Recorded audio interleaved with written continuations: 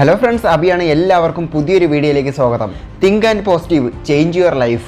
Canadian ബിസിനസ്സുകാരനും motivation ചിന്തകനുമായ Harv Eker എഴുതിയ secret of the millionaires mind എന്ന ബുക്ക് ലോകത്തെമ്പാടും നിരവധി സാധാരണക്കാർക്ക് കോടീശ്വരനാകാനുള്ള പ്രചോദനം നൽകിയെന്ന് പറയപ്പെടുന്നു. ഇതിലെ കുറച്ച് പോയിന്റുകളാണ് ഈ ഒരു ഭാഗത്തിൽ ഉൾപ്പെടുത്തിയിട്ടുള്ളത്. മുമ്പത്തെ വീഡിയോയിൽ നമ്മൾ പരിശോധിച്ച റോബർട്ട് കിയോസാക്കിയുടെ റിച്ച് ഡാഡ് പുവർ ഡാഡ് പോലെ തന്നെ പണക്കാരൻ്റെയും പണം ഇല്ലാത്തവൻ്റെയും ചിന്താഗതിയിലെ മാറ്റങ്ങളെയാണ് എഴുത്തുകാരൻ തരംതിരിക്കുന്നത്.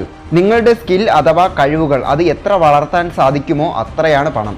ലോക കോടീശ്വരന്മാരെല്ലാം അവരുടെ കഴിവുകൾ തിരിച്ചറിഞ്ഞ് അത് വളർത്തിയവരാണ്. ലോട്ടറിയിൽ വിജയിച്ചവരെ നോക്കുക. അവർ കുറച്ച് കാലത്തിന് ശേഷം ആദ്യം അവർ ഉള്ള അവസ്ഥയിലേക്ക് തന്നെ മടങ്ങിപ്പോകുന്നു. കാരണം സ്കില്ലിന്റെ അഭാവം, പണം എങ്ങനെ കൈകാര്യം ചെയ്യാമെന്ന അറിവിന്റെ അഭാവം. സ്വന്തം കഴിവിന്റെ അടിസ്ഥാനത്തിൽ കോടീശ്വരന്മാർ ആയവരെല്ലാം എല്ലാം നഷ്ടപ്പെട്ടാലും വീണ്ടും അവർ ആ സ്ഥാനത്തേക്ക് തന്നെ തിരിച്ചു വരുന്നു. പണത്തെക്കുറിച്ചുള്ള നിങ്ങളുടെ വിശ്വാസങ്ങളാണ് നിങ്ങളെ കോടീശ്വരനും ദരിദ്രനും ആക്കുന്നത്. എവിടെ നിന്നുമെല്ലാം നിങ്ങൾക്ക് ഈ ഒരു വിശ്വാസം ലഭിക്കും. മാതാപിതാക്കളിൽ നിന്ന്, സമൂഹത്തിൽ നിന്ന്, ഡെയിലി റൂട്ടീൻ അതേപോലെ ചെയ്യുന്ന നമുക്ക് ചുറ്റുമുള്ളവരിൽ നിന്ന്. പണം എന്താ മരത്തിലാണോ കായ്ക്കുന്നത്? ഇത് കേട്ട് വളർന്ന ഒരു കുട്ടി പണം ലഭിക്കുക അത്യന്തം ബുദ്ധിമുട്ടുള്ള ഒന്നായി കരുതപ്പെടുന്നു. ഇത് ഇവന്റെ വിശ്വാസ പ്രമാണമായി മാറും. ഇത് തന്നെയാണ് പണക്കാരന്റെ മകൻ പണക്കാരനാകാനും ദരിദ്രന്റെ മകൻ ദരിദ്രനാകാനുമുള്ള മാനസിക വ്യാപാരം.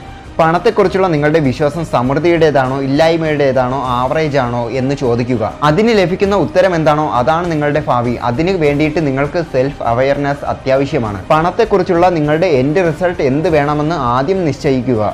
അതിനനുസരിച്ച് വിശ്വാസങ്ങളെയും പ്രവർത്തനങ്ങളെയും രൂപപ്പെടുത്തുക. എഴുത്തുകാരൻ പറയുന്നു, പണക്കാരൻ തൻ്റെ ജീവിതം സ്വയം നിർണ്ണയിക്കുന്നു എന്ന് കരുതുന്നു. എന്നാൽ പണം ഇല്ലാത്തവൻ പുവർ തൻ്റെ ജീവിതം വരും പോലെ വരും അല്ലെങ്കിൽ വിധി നിർണ്ണയിക്കുന്നു എന്നും കരുതുന്നു. പണക്കാരൻ പണമെന്ന കളിയിൽ വിജയിക്കാൻ വേണ്ടി മാത്രം പ്രവർത്തിക്കുന്നു. പുവർ പരാജയപ്പെടാതിരിക്കാൻ വേണ്ടി പ്രയത്നിക്കുന്നു. പണമെന്ന കളിയിൽ പരാജയം ഒഴിവാക്കാൻ വേണ്ടി മാത്രമാണ് പുവർ പ്രയത്നിക്കുന്നത്. എന്നാൽ റിച്ച് എപ്പോഴും പണക്കാരൻ ആയേ തീരൂ എന്ന ഉറപ്പോടുകൂടി മാത്രം പ്രയത്നിക്കുന്നു. പുവറിന് പണക്കാരൻ ആകുക എന്ന വെറുമൊരു ആഗ്രഹം മാത്രം. പണക്കാരൻ ചിന്തകളെ വലുതായി ചിന്തിക്കുന്നു.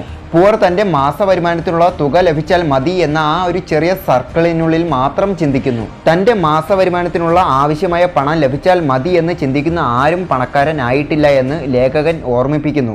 നിങ്ങൾ സമൂഹത്തിന് നൽകുന്ന വാല്യൂ സർവീസ് എന്താണോ അതാണ് പണം. ചെറിയ തരത്തിലൊരു വാല്യൂ അല്ലെങ്കിൽ സർവീസ് നൽകിയാൽ നിങ്ങൾക്ക് അത്ര പണം. ഈ സാധ്യത വലുതാക്കിയാൽ നിങ്ങൾക്ക് ലഭിക്കാൻ പോകുന്ന പണവും കൂടും. റിച്ച് പണക്കാരൻ അവസരങ്ങളിൽ മാത്രം ശ്രദ്ധ പതിപ്പിക്കുന്നു. പുവർ തൻ്റെ ശ്രദ്ധ മുഴുവൻ തടസ്സങ്ങളിലും. റിച്ച് എപ്പോഴും പോസിറ്റീവ് ചിന്താഗതിയുള്ള ആളായിരിക്കും.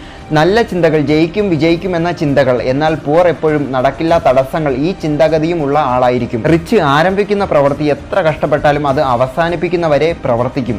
എന്നാൽ പുവർ ചെറിയൊരു കഷ്ടപ്പാട് വന്നാലും അത് മതിയാക്കി അടുത്ത പ്രവൃത്തിയിലേക്ക് പോകും. സീക്രട്സ് ഓഫ് മില്യനേഴ്സ് മൈൻഡ് എന്ന ബുക്കിലെ വളരെ കുറച്ച് പോയിന്റുകൾ മാത്രമാണ് ഇതിൽ ഉൾപ്പെടുത്തിയിരിക്കുന്നത്. കൂടുതൽ അറിയുവാൻ വായിക്കൂ സീക്രട്സ് ഓഫ് മില്യനേഴ്സ് മൈൻഡ്. അപ്പോൾ അടുത്തൊരു വീഡിയോയിൽ കാണാമെന്ന പ്രതീക്ഷയിൽ മാജിക് മീഡിയ 123 സൈനിങ് ഔട്ട്.